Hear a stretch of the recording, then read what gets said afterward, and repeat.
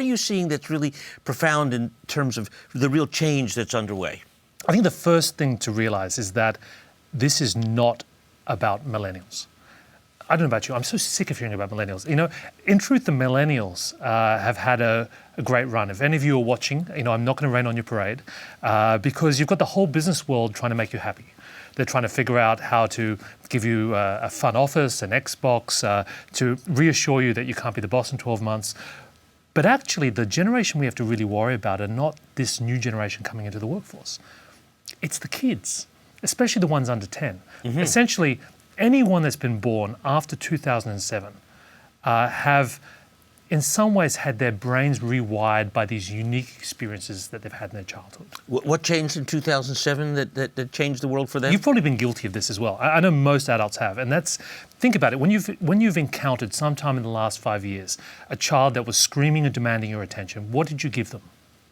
Oh, you mean my iPad? Right, you did. And we all did, right? So we've all given a kid a phone or an iPad, and it was like magic because the minute you give them one of these things, they stop crying. In fact, they only start crying if you try and pull it back. But the strange thing is, the minute you think about the brain of a 2-year-old, it's the ultimate supercomputer.